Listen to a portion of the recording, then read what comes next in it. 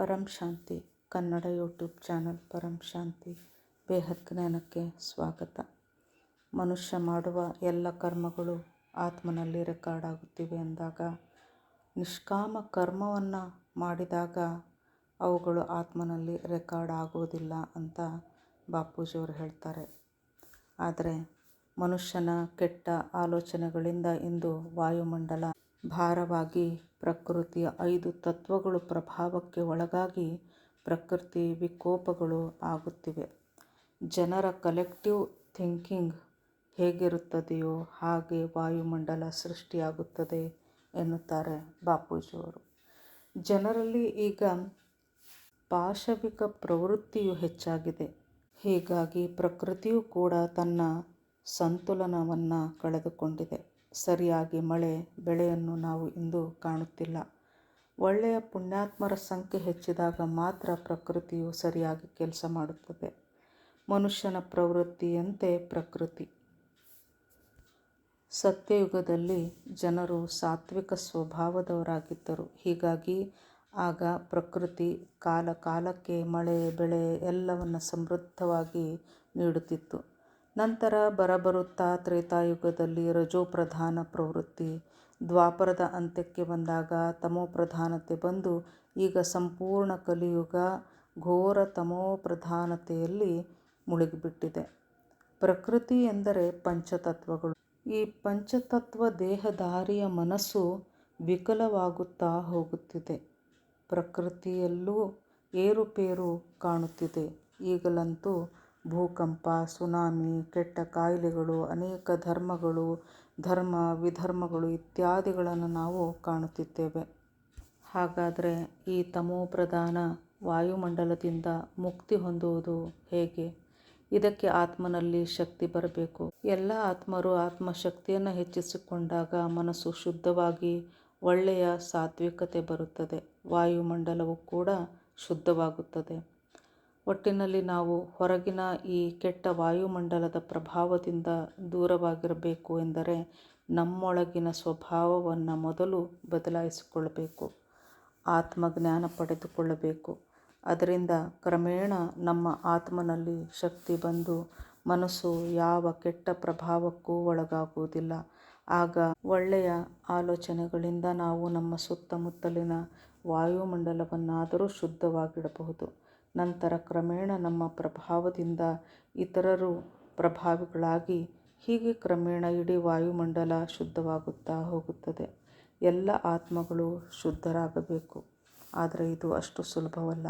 ಈ ಜಗತ್ತಿನಲ್ಲಿ ಕೆಟ್ಟ ಆತ್ಮರೂ ಸಹ ಇದ್ದಾರೆ, ಒಳ್ಳೆಯ ಆತ್ಮರೂ ಇದ್ದಾರೆ. ಆದರೆ ಈ ಕೆಟ್ಟ ಆತ್ಮಗಳ ಸಂಖ್ಯೆಯೇ ಹೆಚ್ಚಾಗಿದೆ. ಇದು ಈ ಕಲಿಯುಗದಲ್ಲಿ ಮಾತ್ರ ಅಲ್ಲ, ತ್ರೇತಾಯುಗದಲ್ಲಿ ರಾಮ ರಾವಣರ ಯುದ್ಧ ಅಂದರೆ ಧರ್ಮ ಅಧರ್ಮದ ನಡುವಿನ ಯುದ್ಧಗಳನ್ನು ನಾವು ಕೇಳಿದ್ದೇವೆ, ಓದಿದ್ದೇವೆ. ದ್ವಾಪರದಲ್ಲಿ ಧರ್ಮಗಳು ದ್ವಾಪರ ಅಂದರೆ 2 ಭಾಗವಾಯಿತು. ವೈಷ್ಣವರು ಮತ್ತು ಶೈವರು 2 ಭಾಗವಾಗಿ ಅಲ್ಲಿಯೂ ಧರ್ಮ ಅಧರ್ಮವಾಯಿತು. ಸ್ವರ್ಗ ಕೂಡ ಇದರಿಂದ ಹೊರತಾಗಿರಲಿಲ್ಲ. ಅಲ್ಲಿಯೂ ಕೂಡ ದೇವಾಸುರ ಸಂಗ್ರಾಮಗಳು ನಡೆಯುತ್ತಿದ್ದವು. ಅಂದರೆ ನೆಗೆಟಿವ್ ಮತ್ತು ಪಾಸಿಟಿವ್ಗಳ ಮಧ್ಯೆ ಎಲ್ಲ ಯುಗದಲ್ಲಿ ಮತ್ತು ಎಲ್ಲ ಕಡೆಗಳಲ್ಲಿಯೂ ಯುದ್ಧ ನಡೆಯುತ್ತಲೇ ಬಂದಿದೆ. ಅಂದರೆ ಕೇವಲ ಭೂಮಿಯ ಮೇಲೆ ಅಷ್ಟೇ ಅಲ್ಲ, ಸ್ವರ್ಗದಲ್ಲಿ ನೆಗೆಟಿವ್ ಆಲೋಚನೆಗಳು ಕೂಡ ಇದ್ದವು. ಹೀಗಾಗಿ ಅಲ್ಲಿಯೂ ಕೂಡ ಯುದ್ಧಗಳು ಆಗುತ್ತಿದ್ದವು.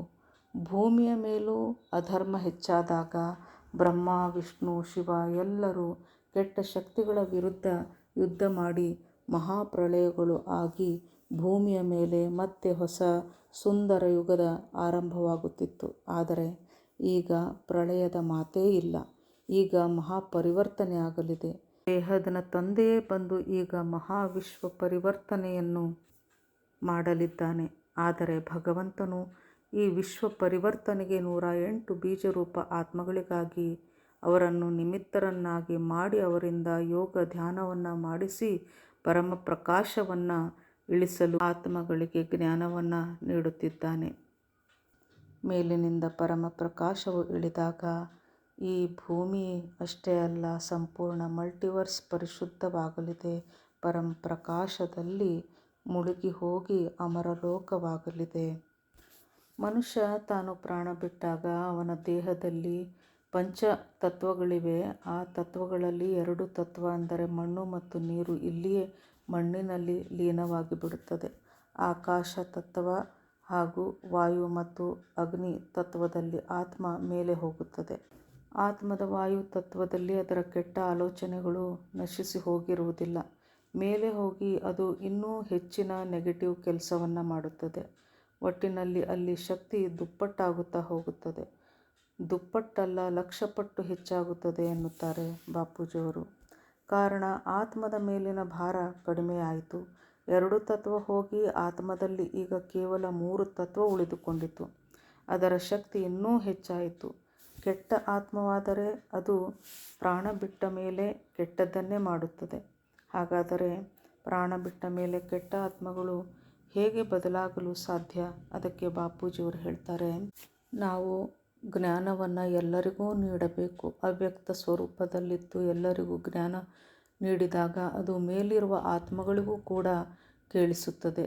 ಆಗ ಆತ್ಮಗಳು ಬದಲಾಗುತ್ತವೆ, ಅವರಲ್ಲಿ ಪರಿವರ್ತನೆ ಆಗುತ್ತದೆ. ಭೂಮಿಯ ಮೇಲೆ ಬದುಕಿದ್ದಾಗ ಭೋಗಾಸಕ್ತಿ ಸಾಂಸಾರಿಕ ಜೀವನದಲ್ಲಿ ಮುಳುಗಿ ಜ್ಞಾನಕ್ಕೆ ಸಮಯ ಕೊಡದೇ ಇದ್ದವರು ಈಗ ಪ್ರಾಣ ಬಿಟ್ಟ ಮೇಲೆ ಜ್ಞಾನಕ್ಕಾಗಿ ಮೇಲೆ ಹೋಗಿ ಹುಡುಕುತ್ತಾ ಇರುತ್ತಾರೆ. ಜ್ಞಾನವನ್ನು ಪಡೆಯಲು ಹಾತೊರೆಯುತ್ತಿರುತ್ತಾರೆ. ಕೆಲವು ಆತ್ಮಗಳು ಜ್ಞಾನವನ್ನು ಪಡೆದು ಪರಿವರ್ತನೆಯಾಗುತ್ತವೆ, ಶಾಂತಿಯನ್ನು ಪಡೆಯುತ್ತವೆ. ಜ್ಞಾನ ಎನ್ನುವುದು ಆತ್ಮಗಳಿಗೆ ವಾಯುಮಂಡಲದ ಮೂಲಕ ಸಂಕಲ್ಪವಾಗಿ ಟಚ್ ಆಗಿ ಅವು ಜ್ಞಾನವನ್ನು ಪಡೆದುಕೊಂಡು ಮುಕ್ತಿಯನ್ನು ಹೊಂದುತ್ತವೆ. ಹೀಗಾಗಿ ನಾವು ಇಲ್ಲಿ ಇದ್ದಾಗಲೇ ನಮ್ಮ ಎಲ್ಲ ಕರ್ಮಗಳನ್ನು ನಿಷ್ಕಾಮ ಕರ್ಮವನ್ನಾಗಿ ಮಾಡಬೇಕು. ಗೀತೆಯಲ್ಲಿ ಕೃಷ್ಣನು ಹೇಳುತ್ತಾನೆ, ಕರ್ಮ ಮಾಡು, ಆದರೆ ಅದರ ಫಲಾಪೇಕ್ಷೆಯನ್ನು ಬಿಟ್ಟು ಬಿಡು ಎಂದು ಹೇಳಿದ್ದಾನೆ. ನಿಷ್ಕಾಮ ಕರ್ಮ ಎಂದರೆ ಅಕರ್ಮ. ಒಳ್ಳೆಯ ಕರ್ಮ ಅಂದರೆ ಸತ್ಕರ್ಮ ಮಾಡಿದರೂ ಕೂಡ ಜನ್ಮ ಮರಣದ ಚಕ್ರಕ್ಕೆ ನಾವು ಬರುತ್ತೇವೆ. ಒಳ್ಳೆಯ ಕರ್ಮ, ದಾನ, ಧರ್ಮ, ಪುಣ್ಯ ಮಾಡಿದರೆ ಅದನ್ನು ಮತ್ತೆ ಪಡೆಯಲು ಇಲ್ಲಿಗೆ ಬರಲೇಬೇಕಾಗುತ್ತದೆ. ಬಹಳ ಪುಣ್ಯ ಮಾಡಿದವರು ಸ್ವರ್ಗಲೋಕಕ್ಕೆ ಹೋಗುತ್ತಾರೆ. ಪುಣ್ಯ ಮುಗಿದ ಮೇಲೆ ಮತ್ತೆ ಈ ಭೂಮಿಗೆ ಬರಲೇಬೇಕು. ಒಳ್ಳೆಯ ಕರ್ಮ, ಕೆಟ್ಟ ಕರ್ಮ ಇವನ್ನೆಲ್ಲ ಅನುಭವಿಸಲು ನಾವು ಪುನಃ ಜನ್ಮ ಪಡೆಯಲೇಬೇಕಾಗುತ್ತದೆ. ಹೀಗಾಗಿ ನಾವು ನಿಷ್ಕಾಮ ಕರ್ಮವನ್ನು ಮಾಡಬೇಕು. ಭಗವಂತನ ಧ್ಯಾನದಲ್ಲಿದ್ದುಕೊಂಡು ಮಾಡುವ ಪ್ರತಿಯೊಂದು ಕರ್ಮವೂ ನಿಷ್ಕಾಮ ಕರ್ಮವಾಗುತ್ತದೆ. ಇದರಿಂದ ಆತ್ಮ ಮುಕ್ತಿಯನ್ನು ಪಡೆಯಲು ಸಾಧ್ಯವಿದೆ. ಎಲ್ಲಿಯವರೆಗೆ ನಾವು ಈ ಕರ್ಮಗಳಿಂದ ಬಿಡಿಸಿಕೊಳ್ಳುವುದಿಲ್ಲವೋ ಅಲ್ಲಿಯವರೆಗೆ ಜನ್ಮ ಮರಣಗಳು ನಮಗೆ ತಪ್ಪಿದ್ದಲ್ಲ. ಪ್ರಾಣ ಬಿಟ್ಟ ಮೇಲೆಯೇ ಭೂತ ಪಿಶಾಚಿಯಾಗಿ ಅಲೆಯಬೇಕಾಗುತ್ತದೆ. ಕರ್ಮಗಳ ಕಾರಣದಿಂದ ಶರೀರ ನಮಗೆ ಸಿಗುತ್ತಲೇ ಹೋಗುತ್ತದೆ. ಕಾರಣ ಶರೀರದಿಂದ ಸೂಕ್ಷ್ಮ ಶರೀರ ಮತ್ತು ಸೂಕ್ಷ್ಮ ಶರೀರದಿಂದ ಸ್ಥೂಲ ಶರೀರಗಳು ನಿರ್ಮಾಣವಾಗುತ್ತವೆ. ಪದೇ ಪದೇ ಈ ಚಕ್ರಕ್ಕೆ ಒಳಗಾಗದೆ ನಾವು ಮುಕ್ತಿಯನ್ನು ಪಡೆಯಬೇಕು. ಇದಕ್ಕಾಗಿ ಆತ್ಮ ಚೈತನ್ಯ ಶಕ್ತಿಯನ್ನು ಪಡೆದುಕೊಳ್ಳಬೇಕು. ಆತ್ಮ ಚಾರ್ಜ್ ಮಾಡಿಕೊಳ್ಳಬೇಕು. ಇದಕ್ಕಾಗಿ ಭಗವಂತನನ್ನು ನಂಬಬೇಕು, ಅವನನ್ನು ತಿಳಿದುಕೊಳ್ಳಬೇಕು. ಅವನನ್ನು ಜ್ಞಾನದಿಂದಲೇ ನಾವು ತಿಳಿದುಕೊಳ್ಳಲು ಸಾಧ್ಯವಿದೆ. ಇದನ್ನು ಗೀತೆಯಲ್ಲಿ ಕೃಷ್ಣ ಕೂಡ ಹೇಳುತ್ತಾನೆ, ನಾನು ಜಪ ತಪ ಯೋಗಗಳಿಂದ ನಾನು ಸಿಗಲಾರೆ, ಜ್ಞಾನದಿಂದ ಸಿಗುತ್ತೇನೆ ಮತ್ತು ಜ್ಞಾನಿ ವ್ಯಕ್ತಿಯೇ ನನಗೆ ಪ್ರಿಯನಾದ ವ್ಯಕ್ತಿಯಾಗಿದ್ದಾನೆ ಎಂದು ಕೃಷ್ಣ ಹೇಳುತ್ತಾನೆ. ಅಂದರೆ ಜ್ಞಾನವನ್ನು ಪಡೆದು ನಾವು ನಿಷ್ಕಾಮ ಕರ್ಮಗಳನ್ನು ಮಾಡುತ್ತಾ ಹೋದಾಗ ಈ ಚಕ್ರದಿಂದ ಬಿಡಿಸಿಕೊಳ್ಳಲು ಸಾಧ್ಯವಿದೆ. ನಿಷ್ಕಾಮ ಕರ್ಮಗಳನ್ನು ಮಾಡಬೇಕು ಎಂದರೆ ನಾವು ಮನಸ್ಸನ್ನು ಶುದ್ಧವಾಗಿಟ್ಟುಕೊಳ್ಳಬೇಕು. ಮನಸ್ಸು ಅನ್ನುವುದು ಕೆಟ್ಟ ಆಲೋಚನೆಯಿಂದ ಮುಕ್ತವಾಗಬೇಕು. ಆಗ ಮನಸ್ಸು ಮಂದಿರವಾಗುತ್ತದೆ. ಇದಕ್ಕಾಗಿ ಮೊದಲು ಅನ್ನ ಆಹಾರ ಶುದ್ಧವಾಗಬೇಕು. ಶಾಕಾಹಾರಿಗಳಾಗಬೇಕು. ಜೈಸಾ ಅನ್ನ ವೈಸಾ ಮನ್, ಜೈಸಾ ಪಾನಿ ವೈಸಾ ವಾಣಿ ಎನ್ನುತ್ತಾರೆ ಬಾಪೂಜಿಯವರು. ಅಂದರೆ ಆಹಾರ ಸಾತ್ವಿಕವಾಗಿದ್ದರೆ ಮನಸ್ಸು ಸಾತ್ವಿಕವಾಗುತ್ತದೆ. ಸಾತ್ವಿಕ ಮನಸ್ಸು ಭಗವಂತನಲ್ಲಿ ನೆಲೆಯಾಗುತ್ತದೆ. ಭಗವಂತನಲ್ಲಿ ನೆಲೆಯಾಗಿ ಮಾಡಿದಂತಹ ಕರ್ಮಗಳೆಲ್ಲವೂ ನಿಷ್ಕಾಮ ಕರ್ಮಗಳೇ ಆಗುತ್ತವೆ. ಪರಂ ಶಾಂತಿ. परम शांति सोचो बोलो परम शांति. Join us daily for our morning live meditation. 5:30 a.m. to 6:30 a.m., Monday to Saturday. Join us daily for live meditation, 10 p.m. to 11 p.m. on YouTube Live. Subscribe now. Website www.paramshanti.org. Email us anand@paramshanti.org. Like, share, subscribe. Join today. बेहद की परम शांति सो